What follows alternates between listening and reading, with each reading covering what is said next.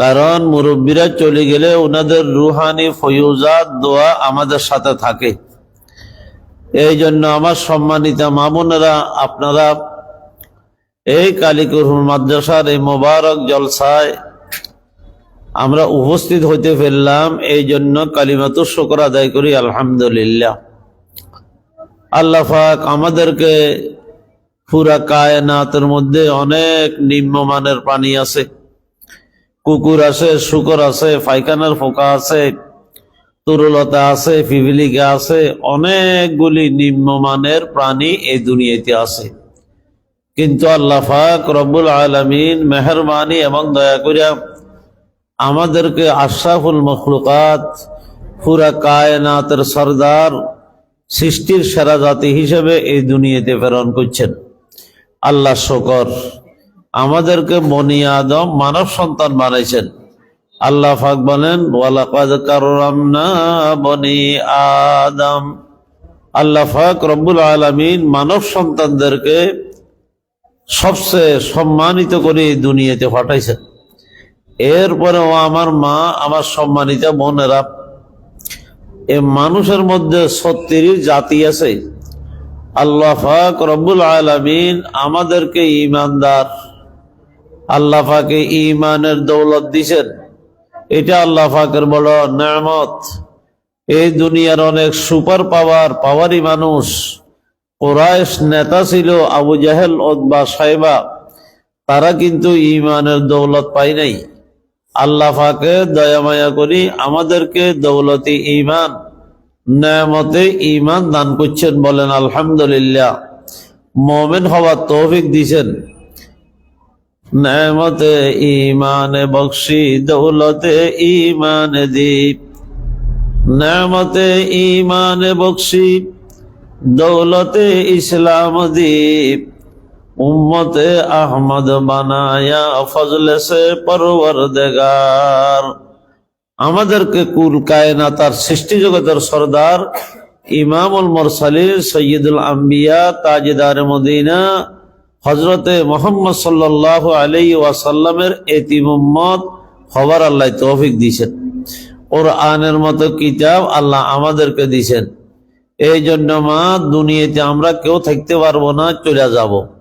আমরা দুনিয়াতে ক্ষণস্থায়ী জিন্দেগির জন্য আসছি, সীমিত হায়াত নিয়ে আসছি, 1 সেকেন্ডের নাই ভরসা জীবন নিয়ে আসছি। কচু গাছের পাতার উপরে পানি যেরকম টলমলে, আমাদের জীবনটাও এরকম টলমলে। হাজার হাজার মানুষ দুনিয়া থেকে চলে গেছে। এক সময়ের মধ্যে এই মাদ্রাসায় আসলে হযরত মাওলানা মরহুম আমাদের মুরব্বী হযরত শফিউল্লাহ সাহেব রহমতুল্লাহ আলাই, আল্লাহ হযরতের দরজাতের বলন্দ করেন। বড় মায়া করতেন, আসলে দেখা হইতো। কিন্তু আসছি, কিন্তু হযরত তো দুনিয়াতে নাই। কিন্তু না থাকলে আলহামদুলিল্লাহ ওনার যোগ্য সন্তান মাওলানা সালাউদ্দিন এই দিনই মাদ্রাসাকে কলিজার সাথে ধারণ করি আব্বার ওই নমুনায় দিন দিন তরক্কিয়ার উন্নতির দিকে আল্লাহ রহমতে আগিয়ে যাচ্ছে। এই জন্য আপনারা মাদ্রাসার কবুলিয়তের জন্য দোয়া করিবেন। আল্লাহ আমাদেরকে তৌফিক দান করুক। তো মা, খেয়াল করি দেখেন, ক্ষণস্থায়ী জিন্দিগিতে আমরা চলতে গেলে টাকা পয়সা লাগে। আর চিরস্থায়ী জিন্দিগির জন্য এই দুনিয়ার কোনো টাকা, সৌদি আরবের রিয়াল, আমেরিকার ডলার চলবে না। চলবে কি? আল্লাহ পাকের নেকির ব্যবস্থা রেখেছেন আখিরাতে। নেক আমল করলে নেকি হয়, ইবাদত করলে নেকি হয়। এই জন্য আল্লাহ পাক পরওয়ারদিগারে আলম আমাদেরকে একটা জিন্দেগি দিয়েছেন বন্দেগি করি আখিরাতের জন্য, তৈরি হওয়ার জন্য। মা, আপনাদের জন্য সবচেয়ে সহজ আল্লাহর নবীর একটা হাদিস স্মরণে পড়ছে। আল্লাহর হাবিব ইরশাদ করেন, মহিলারা যদি 4টা আমল করে 4টা গুণে গুণান্বিত হয়, মাদের জন্য জান্নাতের 8 দরজা খোলা থাকবে। আল মারআতু ইজা সাল্লাত খামসাহা, যে আমার মা বোন দৈনিক 5 ওয়াক্ত নামাজ ওয়াক্তের গুরুত্ব দিয়া, পাক পবিত্রের গুরুত্ব দিয়া দৈনিক 5 ওয়াক্ত নামাজ আদায় করবে, এই একটা গুণে গুণী হওয়া। মা, আপনারা নামাজ আদায় করেন, কিছু মাদের কাছে দেখা যায় যে ওয়াক্তের গুরুত্ব দেয় না। ফজরের নামাজের সূর্য উঠে যাবার পরে দি পড়ে, আসরের নামাজ সূর্য ডুবে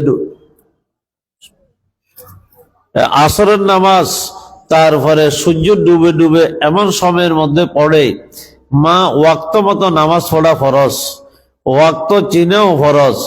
এই জন্য সম্মানিত মা, আপনারা ঘরের কাজে কর্মে ব্যস্ত থাকেন, কিন্তু যত কাজে করবেন আল্লাহর হুকুম থেকে কোনো কাজের মা গুরুত্ব বেশি নয়। ঈমানের পরে সবচাইতে আল্লাহ পাকের গুরুত্বপূর্ণ হুকুম হইল নামাজ। এই জন্য মা, যখন নামাজের মুয়াজ্জিন সাহেব নামাজের যখন আজান দিবেন, তখন দুনিয়ার সব কাজকে পিছনে ঠেলে দিয়ে নামাজটাকে আদায় করার জন্য তৈরি হয়ে যাবেন। এটা হলো একমাত্র নেককার মাদের সর্বপ্রথম গুরু দায়িত্ব। ঈমানের পরে 5 ওয়াক্ত নামাজ ওয়াক্তের গুরুত্ব দিয়া, পাক পবিত্রতার গুরুত্ব দিয়া পড়া। মা, নামাজ পড়ার জন্য অজু লাগে, অজু।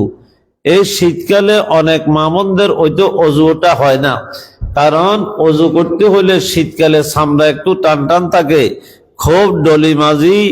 অজুর ভিতরে 4টা ফরজ 15টা সুন্নত আছে। এই সুন্নত গুলাকে লক্ষ্য করলে তাহলে ফরজ গুলা পরিপূর্ণভাবে আদায় হয়।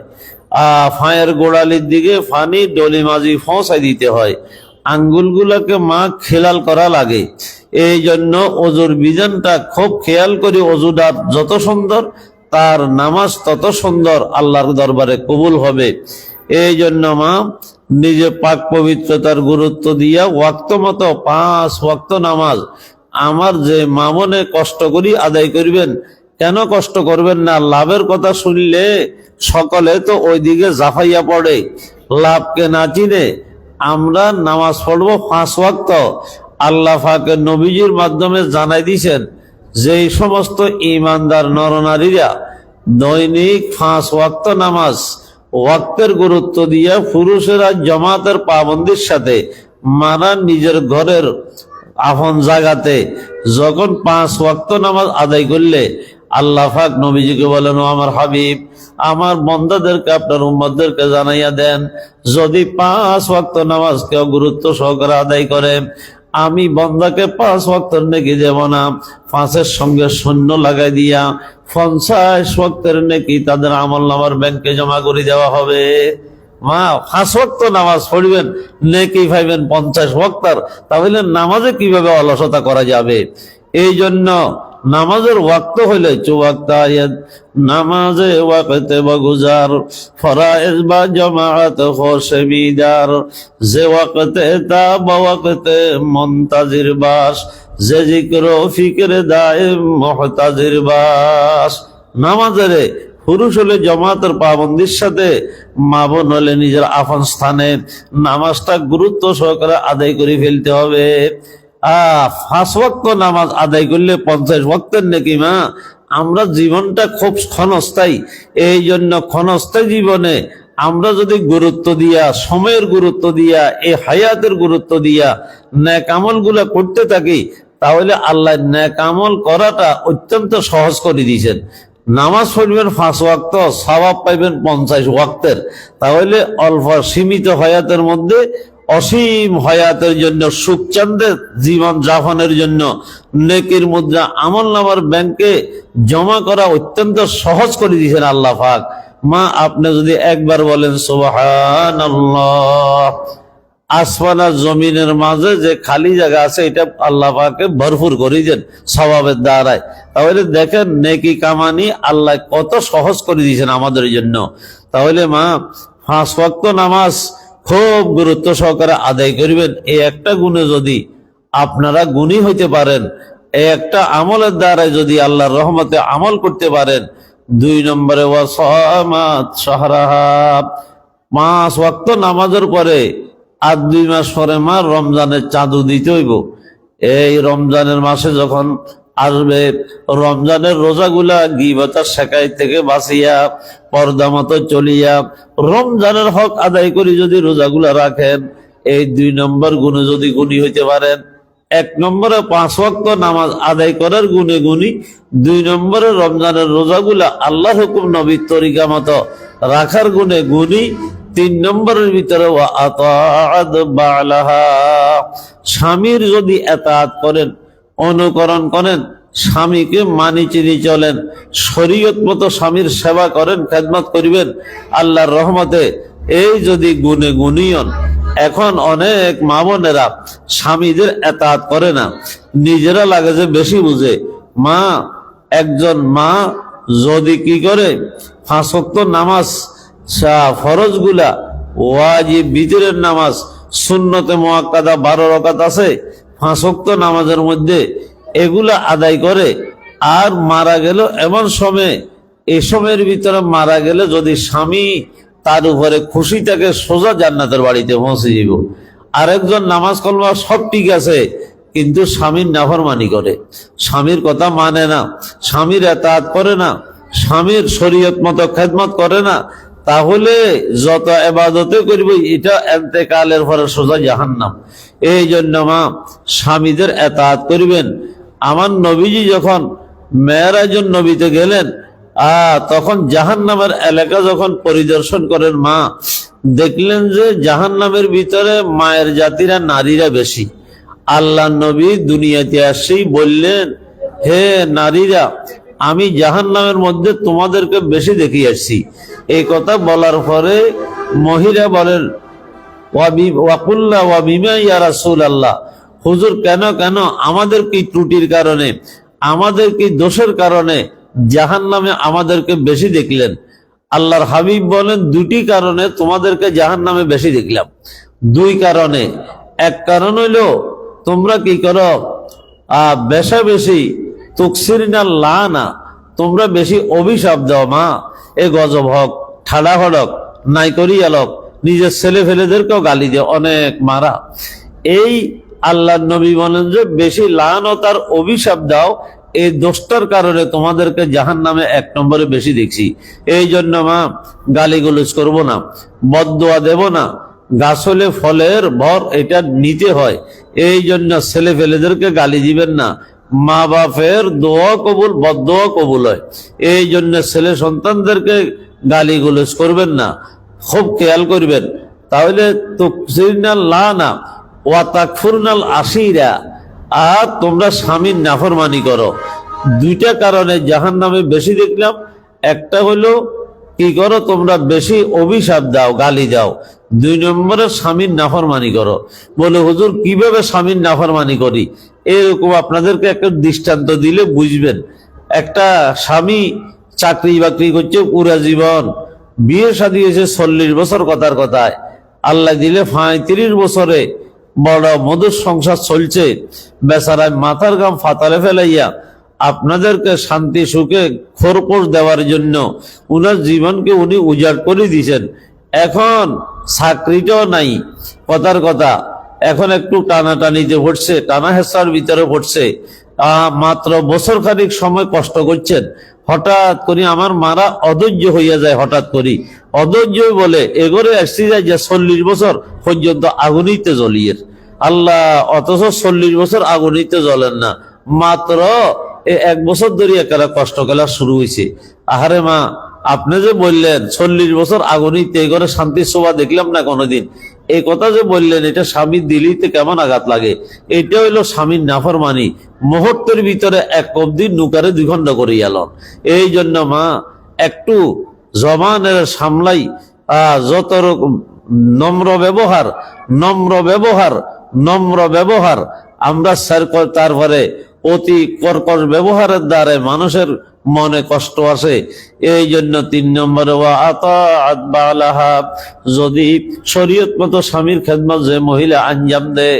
4 নম্বরে ওয়া আহসানাত ফারজাহা, আল্লাহ পাকে মা 4 নম্বরে পর্দা মানি চললে নিজের লজ্জাস্থানের সংরক্ষণ হয়।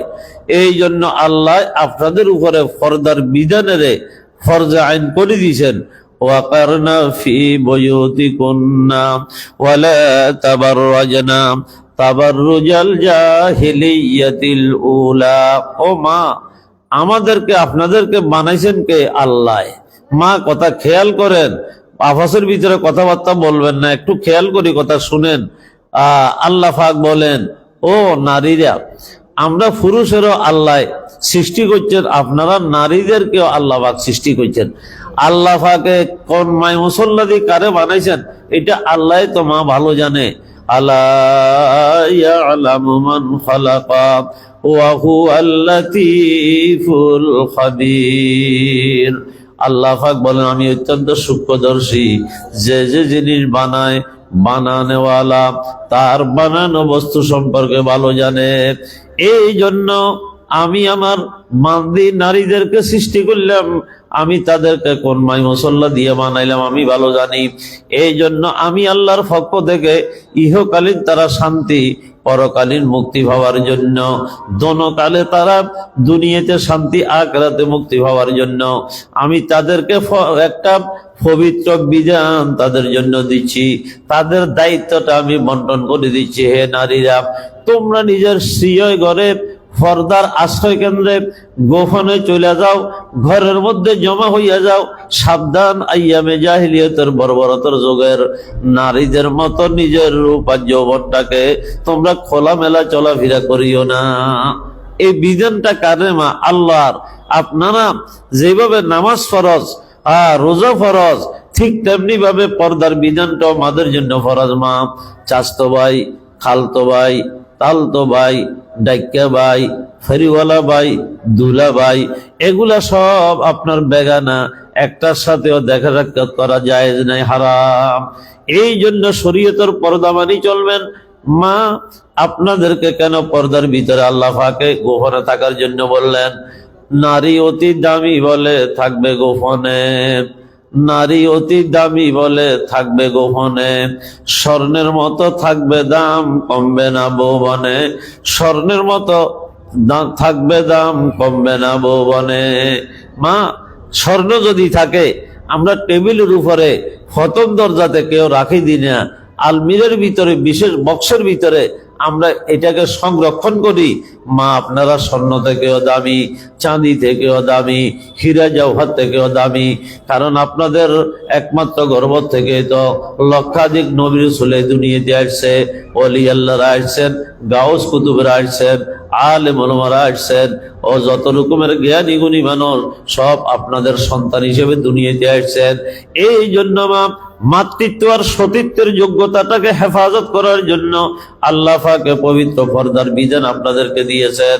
মা বলে অপর্দার বিধানে হস্তক্ষেপ করবেন না, তাহলে নিজের যে মান শান আছে সব কিছু ধুলায় মিশিয়ে যাবে, দুনিয়াতে শান্তি দেখবেন না, আখিরাতে মুক্তির রাস্তা রুদ্ধ হইয়া যাবে। এই জন্য আল্লাহর পবিত্র পর্দার বিধানটাকে কম মেনে চলবেন মা। আল্লাহ তৌফিক দান করুক। বলেন মা আল্লাহ আমাদেরকে সকলের এই শরীয়তের বিধিবিধান গুলার প্রতি যত্নবান হইয়া আল্লাহ এগুলাকে আদায় করার জন্য, আমল করার জন্য আল্লাহ আমাদেরকে তৌফিক দান করেন। এই জন্য মা 4 নম্বরে যারা লজ্জাস্থানকে সংরক্ষণ করে, 1 নম্বর গুণ 5 ওয়াক্ত নামাজ সঠিক মতে আদায় করা, 2 নম্বর গুণ রমজান মাসের রোজাগুলা গীবত শিকায়ত থেকে বাঁচি রমজানের রোজার হক আদায় করি রাখা, 3 নম্বরের ভিতরে স্বামীর এতাআত করা, খেদমত করা, 4 নম্বরের ভিতরে পর্দা মেনে চলে নিজের লজ্জাস্থানের সংরক্ষণ করা।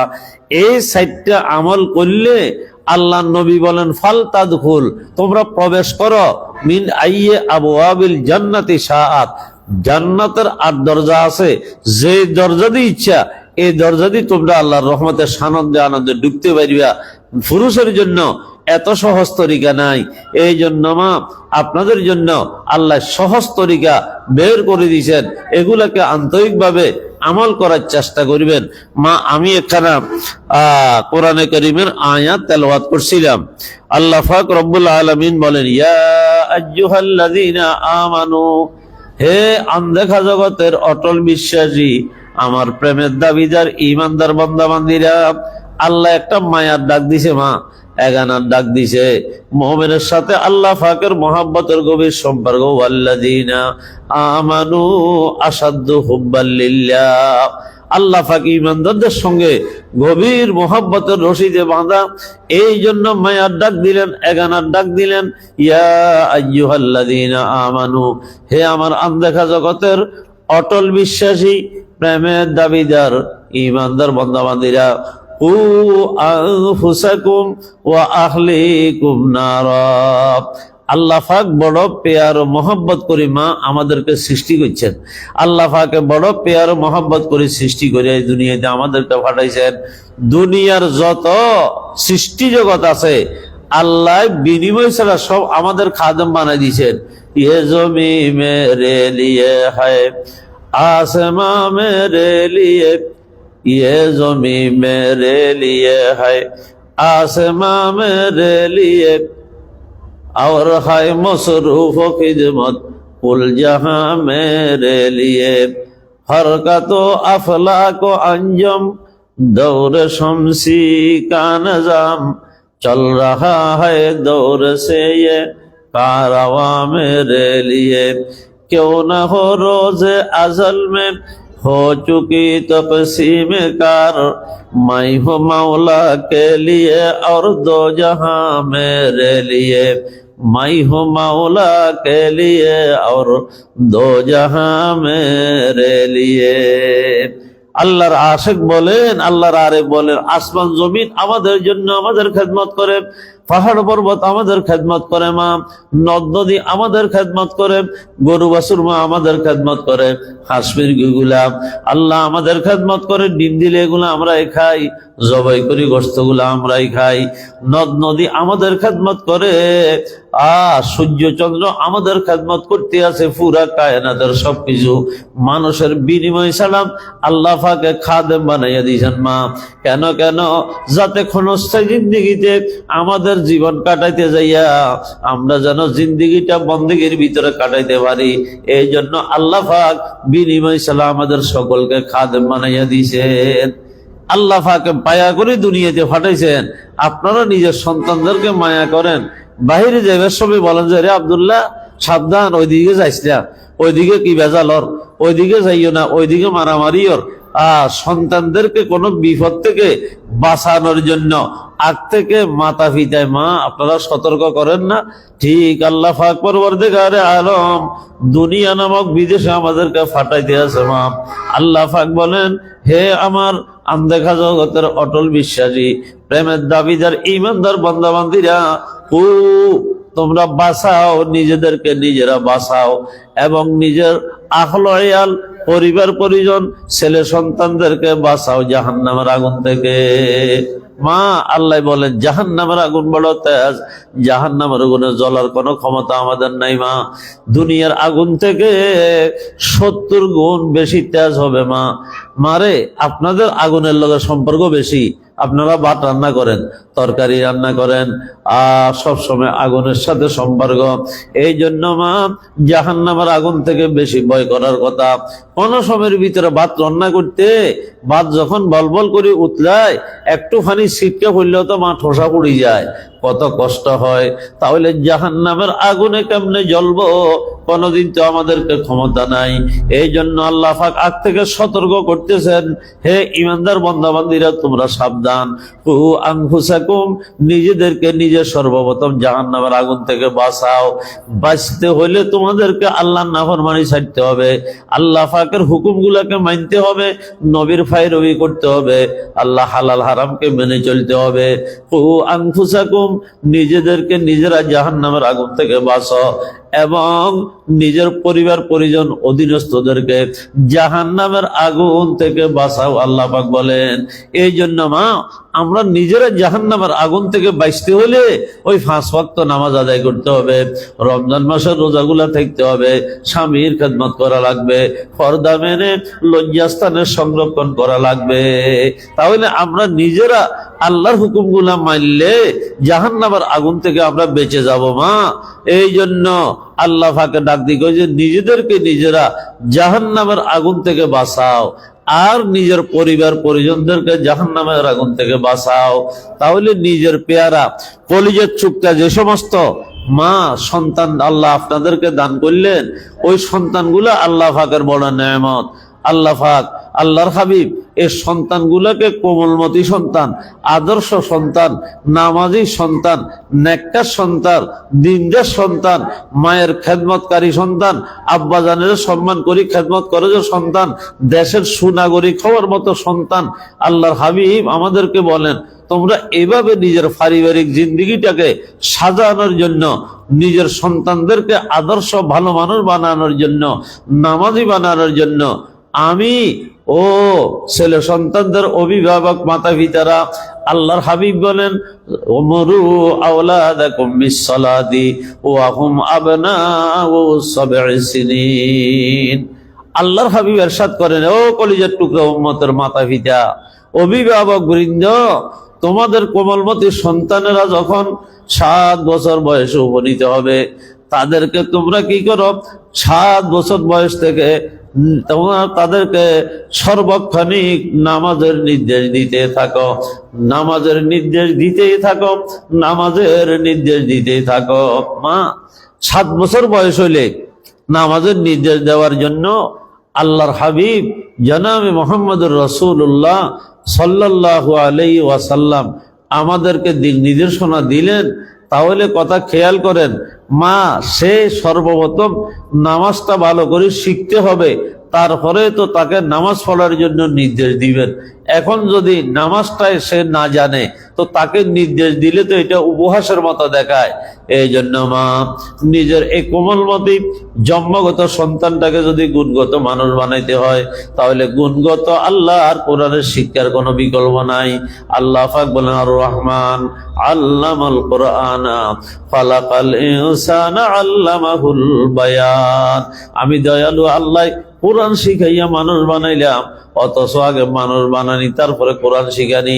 আল্লাহ পাক পুরা কায়নাতের মানুষদেরকে জানাইয়া দিলেন, জন্মগত সন্তানগুলা যদি গুণগত মানুষ হইতে হয়, আমার কোরআনের গুণগত শিক্ষার কোনো বিকল্প নাই। এই জন্য মা 4 বছর থেকে শিখানি আরম্ভ করবেন, এই কালিকাপুর মাদ্রাসায় সন্তানদেরকে দিয়ে দিবেন মা। তাহলে আপনি 3 বছর থেকে 4 বছর, 5 বছর, 6 বছর, 3টা বছর আদর করি, যত্ন করিয়া, সোহাগ করি, কলামুড়ি হাতে দিয়া আব্বু ডাকি আম্মু ডাকি, তারে আগে এই দ্বীনি শিক্ষা, কোরআনের শিক্ষা, এই শিক্ষাগুলা সর্বপ্রথম দেওয়া। প্রত্যেকটা মুসলমানের নরনারীর উপরে কম্পালসারি সাবজেক্ট এলমে দ্বীন শিক্ষা করা, ধর্মীয় জ্ঞান শিক্ষা করা মা। এই জন্য খেয়াল করবেন, সর্বপ্রথম তাকে 4 বছর থেকে 6 বছর পর্যন্ত সময়ের মধ্যে ভালো করে ও মা ওজুর মাসালাগুলা এবং যেভাবে নুরানিতে বর্তমানে পড়ায় 2 রাকাত নামাজে 60টি মাসালা এবং জাগতিক শিক্ষার সমন্বয়ে দ্বীনি শিক্ষাও মোটামুটি তাকে দেওয়া হয়। এক গুলিতে 200 করায় মা। এই জন্য ভুল করবেন না। এখন জানুয়ারি মাস চলে এসছে, 24, তারপরে এখানের ভিতরে 2024, এখন 25 সাল আসি গেছে।